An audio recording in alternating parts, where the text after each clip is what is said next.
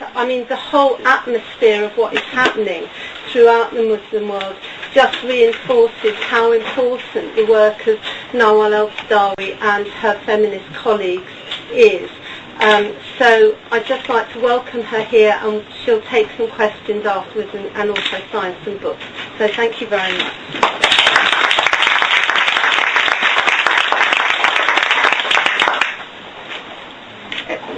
Well, wherever I go, they say I am an activist feminist, which is part of the truth, minor part. Mainly I am a writer, a novelist. But they say I'm activist feminist, so you see that. And also the issues that come. Just a few minutes ago, there was a radio interview. They asked me the first question, what do you think about female genital mutilation, you know, and your personal experience in that, you know, and now rape in marriage. Of course I am against all that. I am against sexual violence in England, in America, in Egypt, under Christian law, under Jewish law, under Islamic law, Buddhist or Hindu. But now Islam became the only religion that really rape women and oppress women and circumcise women, the only religion that is undemocratic. There is a sort of Islamophobia, and we have to correct that. And also they say I came from the Muslim world. I am a Muslim writer or Middle Eastern writer, and we should correct all that. I do not live in the Middle East. What is the Middle East? Middle to whom? It's a wrong name. We were named Middle East relative. Egypt was colonized by the British, so we were middle relative to London. And India was Far East relative to London. Now when I come to London, I say I'm coming to the Middle West. When I go to the United States, I say I'm going to the Far West. And people laugh. But they don't laugh when we say Middle East. It's the very wrong name, and we should not use it. Also post-colonial. We live in the neo-colonial period, not post-colonial. Because post-colonial means that we don't have colonialism anymore. And now rape in Afghanistan. Of course we are against rape in Afghanistan. Rape in America. Women are raped everywhere. Sexual rape and honor killing and beating women everywhere, under all religions, under all cultures, under all politics. We live in the same world, not three worlds. I'm against third world. We live in one world, under one civilization, the capitalist patriarchal civilization, under one religion, the capitalist patriarchal religion. It can be manifested as Islam or Judaism or Christianity or something, but it's one religion, patriarchal capitalist religion. One culture, patriarchal capitalist culture. So we have to look to the world, to our world, with that vision.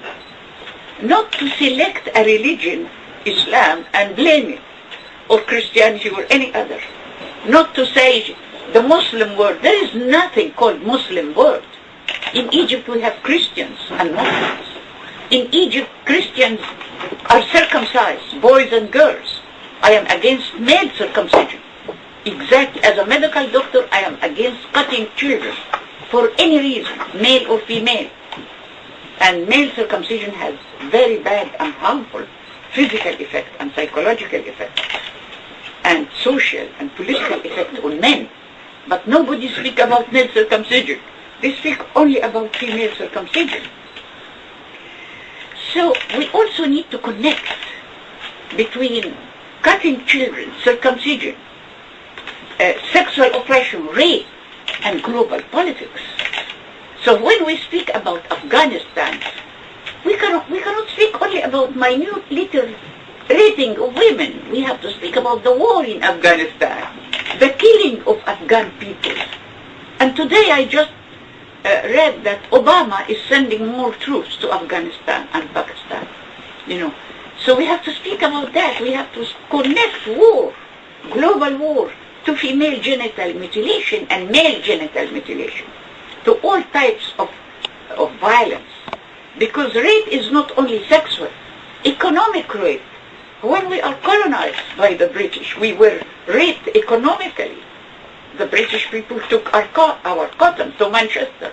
Now England is developed because of colonialism, because of us.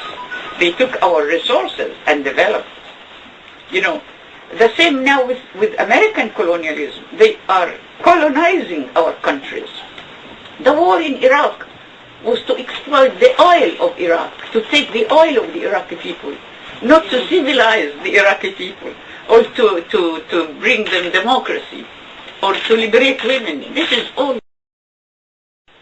So all this we have, if we speak about any country, about any region, we have to connect global politics to the very minute sexual problems in relation to women and men and children. And that to me is creativity and feminism. Feminism to me, you don't learn feminism in schools or in the university. We learn from feminism through our experience in life. When I was a child, I was a feminist. What does this mean? I was rebelling against the discrimination between me and my brother. See, if you remember your childhood, you will remember that you, as a child, rebelled against any discrimination. And you were angry with your parents, in school. In school, I was against class, because I noticed that in school, the headmistress and the teachers, they discriminate between poor students, poor girls, and rich girls. And I came from the poor family, so I rebelled. So I was class conscious when I was a child. And every child is class conscious. Every child is gender conscious. By nature, by common sense. But we lose our common sense by fear, religious education, or education at home, or education in school, by wrong education, by bad education, which we receive in schools and in universities, by fragmented knowledge.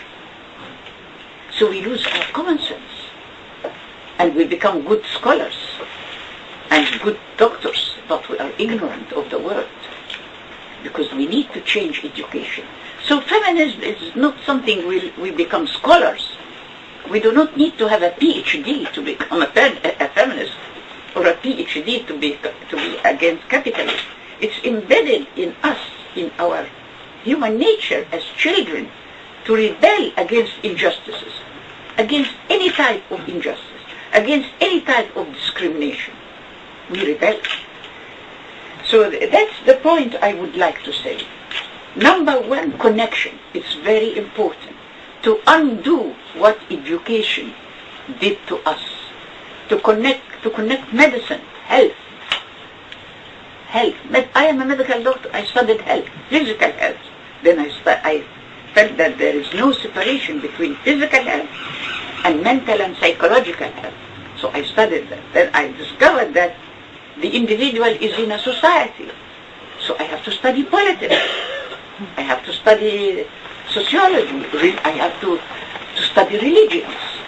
I spent 10 years of my life studying religions and comparing the Quran to the Old Testament, to the New Testament, to the Gita, in order to understand, because religion is a political ideology. It affects every part of life. It deals with sexuality, with politics, with economics, with everything. So we have to study all that in order to know what's happening in the world. So connection is very important. When you speak about female genital mutilation, you connect that to global politics, and politics in the state, and politics in the family. The same when we speak of rape, or honor killing, or polygamy, or the veiling of women, or anything. It's all political. And we have to look at this little problem in a broader and global context, and political, especially political and economic context. And also we have to study history to understand, because, you know, this oppression of women is historical. we have to understand how it came in history. Because women were not oppressed all the time. In ancient Egypt, we have our female goddess Isis. Women were very, very prominent. And we inherited some of these positive values in Egypt up till now, and we lost some under patriarchy and class and capitalism. But we still have some. I give example. For instance, my name is Nowal. I carry the name of my father and grandfather. I don't carry the name of my husband. Here in England, you carry the name of the husband. You know, and even the first ladies, Suzanne Mubarak, she carries the name of her husband, which is not an Egyptian tradition. We never carry the name of the husband in Egypt. We carry the name of the father. Of course, we should carry the name of the mother and the father. Yes, that's the movement. We did a movement in Egypt. And my daughter, Mona Helmi, she signed her name, taking the name Mona Nawal Helmi, carrying my name, the mother, and her father. They took her to court and accused her of apostasy and heresy, etc. That was 3 years ago.